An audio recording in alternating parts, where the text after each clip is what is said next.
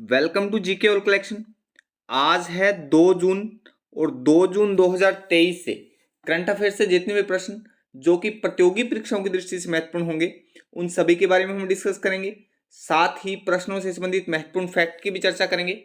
आज की क्लास की प्रैक्टिस टेस्ट पीडीएफ और आंसर की पीडीएफ आपको वीडियो के डिस्क्रिप्शन में मिल जाएगी। पीडीएफ आपको हमारे टेलीग्राम ग्रुप में मिल जाएगी। टेलीग्राम ग्रुप का लिंक मैंने डिस्क्रिप्शन में दे दिया है, वहां पर आपको सभी पीडीएफ एक साथ मिल जाएंगी। वीडियो को अंत तक देखें। वीडियो के अंत में मैं एक क्वेश्चन भी आपसे पूछूंगा जिसका आंसर आपको कमेंट बॉक्स में देना है। डेली करंट अफेयर्स वीडियो देखने के लिए जीके और कलेक्शन को सब्सक्राइब करें। तो चलिए शुरू करते हैं।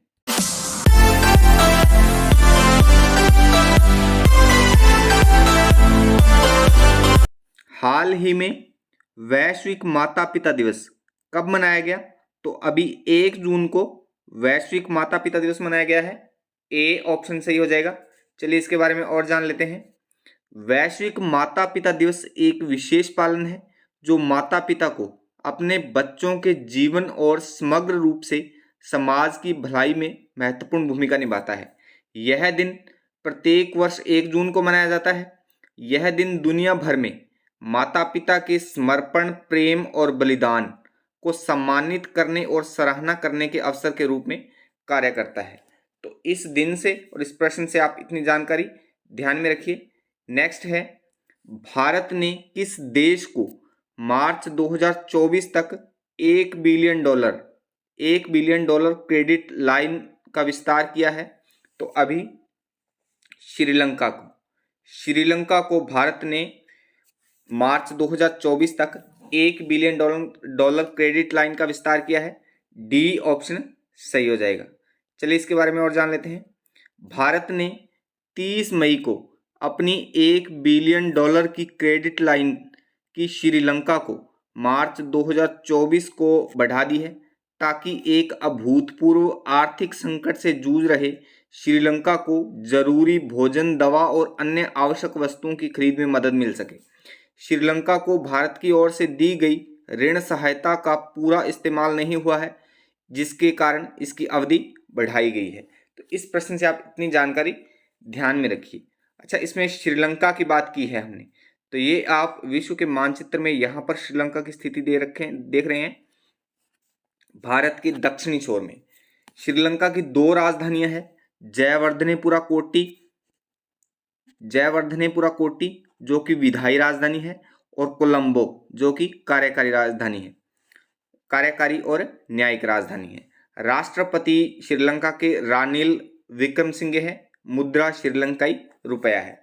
तो इतनी बातें आप श्रीलंका के बारे में सामान्य रूप से ध्यान में रखिए। नेक्स्ट है, हाल ही में किस संघ द्वारा यूक्रेन रूस संघर्ष पर शांति हेतु बैठक आयोजित की गई है? तो अभी ब्रिक्स द्वारा, ब्रिक्स संघ है जो, सी ऑप्शन सही हो जाएगा। ब्रिक्स द्वारा यूक्रेन रूस संघर्ष पर शांति हेतु बैठक आयोजित की गई है। चलिए इसके बारे में और जान लेते हैं।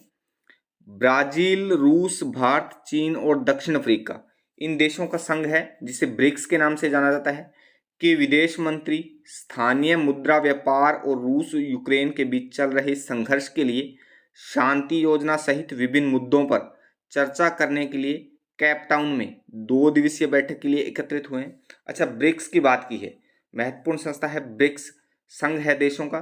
तो ब्रिक्स की स्थापना 2009 को हुई। सदस्य देश ब्राजील, रूस, भारत, चीन और दक्षिण अफ्रीका।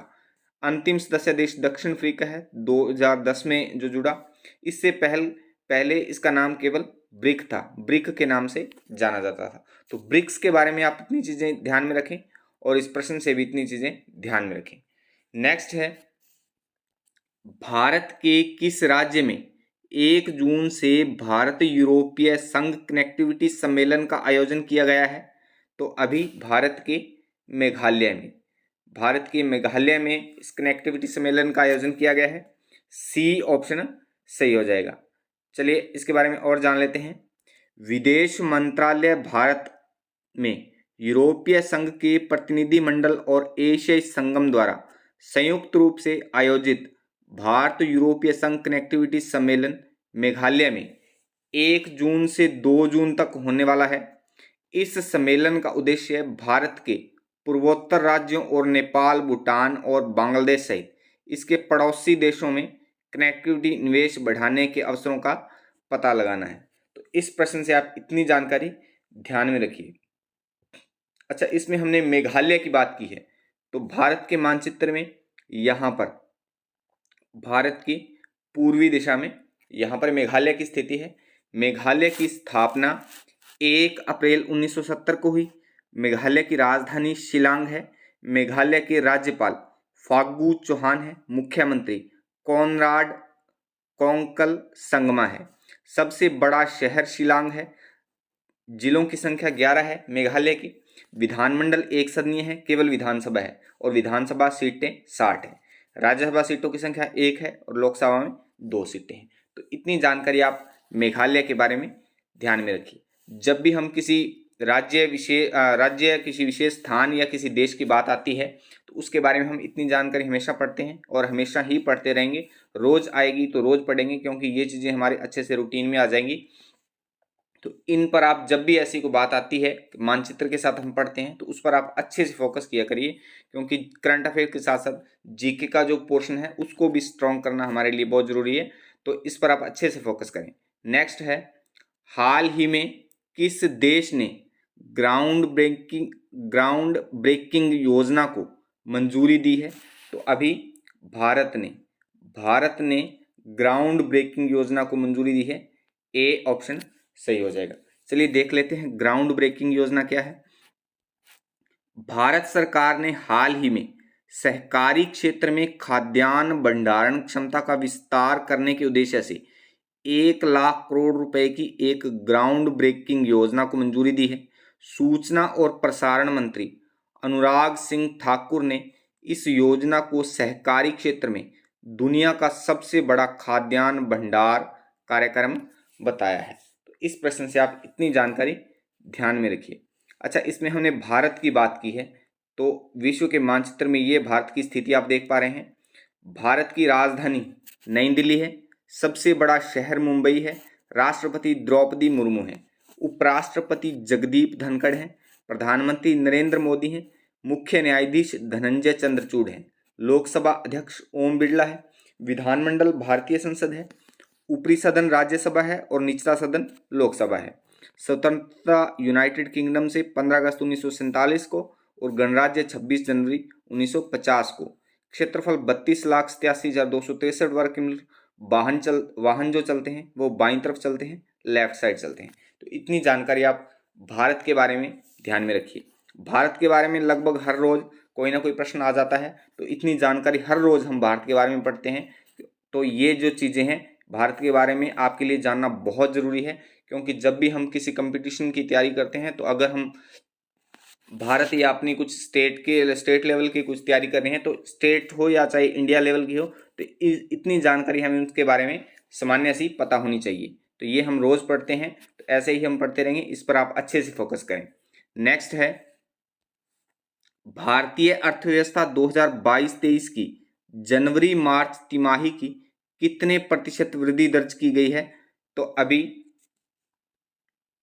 भारतीय अर्थव्यवस्था 2022-23 की 6.1% जनवरी मार्च तिमाही की वृद्धि दर्ज की गई है। बी ऑप्शन सही हो जाएगा। चलिए इसके बारे में और जान लेते हैं। भारत की अर्थव्यवस्था ने 2022-23 की जनवरी मार्च तिमाही में 6.1% की जीडीपी वृद्धि दर के साथ महत्वपूर्ण वृद्धि का प्रदर्शन किया है।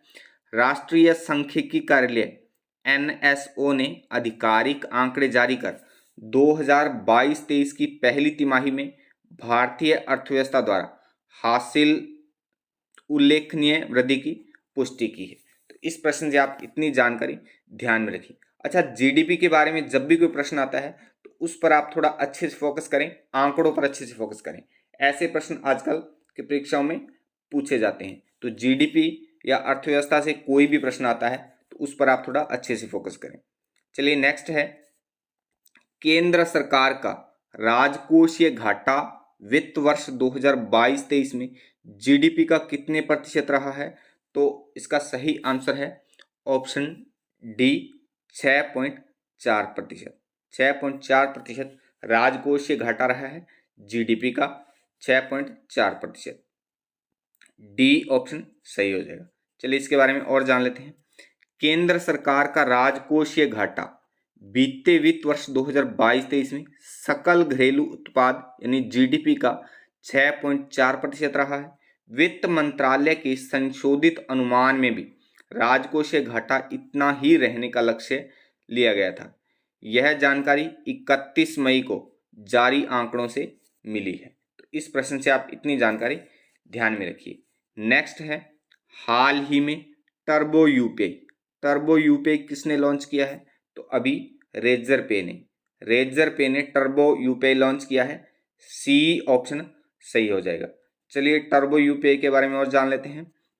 एक प्रमुख फिनटेक यूनिकॉर्न रेजर पे ने unified payments interface UPI network के लिए एक क्रांतिकारी एक चरणीय भुगतान समाधान टर्बो यूपीआई पेश किया है। National payments corporation of India NPCI और एक्सिस बैंक के सहयोग से रेजर पे का उद्देश्य उपयोगकर्ताओं के लिए भुगतान प्रक्रिया को सुव्यवस्थित करना है। तो ये उद्देश्य है टर्बो यूपीआई का। अच्छा, रेजर पे के बारे में हमने बात की है, तो रेजर पे के बारे में देखिए। रेजर पे की स्थापना 2014 में हुई। रेजर पे के संस्थापक शशांक कुमार हर्षिल माथुर हैं। मुख्यालय बेंगलोर भारत में है। तो रेजर पे से आप इतनी जानकारी ध्यान में रखिए और इस प्रश्न से भी। नेक्स्ट है, हाल ही में अश्विनी कुमार किस बैंक के एमडी के रूप में नियुक्त किए गए हैं? तो अभी यूको बैंक के एमडी के रूप में नियुक्त किया गया है। इन्हें अश्विनी कुमार को। बी ऑप्शन सही हो जाएगा। चलिए इसके बारे में और थोड़ा विस्तार से जान लेते हैं। ये हैं अश्विनी कुमार, आप देख पा रहे हैं। सरकार ने सोमा शंकर प्रसाद के स्थान पर अश्विनी कुमार को यूको बैंक का प्रबंधक निदेशक नियुक्त किया है। कुमार वर्तमान में इंडियन बैंक के कार्यकारी निदेशक हैं और इससे पहले उन्होंने पंजाब नेशनल बैंक के मुख्य महाप्रबंधक के रूप में भी कार्य किया है। अच्छा, यूको बैंक की बात की है हमने, तो यूको बैंक के बारे में देखिए। यूको बैंक की स्थापना 6 जनवरी 1943 को हुई। मुख्यालय कोलकाता पश्चिम बंगाल भारत में है। एमडी और सीईओ अश्विनी कुमार है। तो यूको बैंक के बारे में इतनी जानकारी आप ध्यान में रखिए और इस प्रश्न से भी इतनी जानकारी ध्यान में रखिए। अच्छा, कल की वीडियो का चैलेंज क्वेश्चन था, हाल ही में किस बैंक ने अपना नया लोगो लॉन्च करने की घोषणा की है? तो अभी यस बैंक ने अपना नया लोगो लॉन्च करने की घोषणा की है। तो बी ऑप्शन इसका सही था। आज की वीडियो का चैलेंज क्वेश्चन है, नमो शेतकारी महासमन योजना किस राज्य ने शुरू की है? तो इस क्वेश्चन का आंसर आप कमेंट बॉक्स में कमेंट करके जरूर बताएं। अच्छा, वीडियो के डिस्क्रिप्शन में मैं हर रोज प्रैक्टिस टेस्ट पीडीएफ और आंसर की पीडीएफ आपको प्रोवाइड करवाता हूं। तो आप उस पीडीएफ को डाउनलोड करके रोज 1 या 2 बार इन प्रश्नों की प्रैक्टिस जरूर करें। डेली रूटीन में ऐसा करने से आपका करंट अफेयर्स बहुत अच्छा हो जाएगा। आज के लिए बस इतना ही। वीडियो अच्छी लगी तो वीडियो को लाइक करें, दोस्तों में शेयर करें और कोई सुझाव या संशोधन के लिए कमेंट भी करें। डेली करंट अफेयर्स वीडियो देखने के लिए जीके ऑल कलेक्शन को सब्सक्राइब करें और बेल आइकन को प्रेस करके ऑल पर भी क्लिक कर दें ताकि डेली अर्ली मॉर्निंग नोटिफिकेशन आपको मिलता रहे। कल मिलते हैं इसी समय एक नए नॉलेज नई अपडेट के साथ। तब तक के लिए जय हिंद, जय भारत।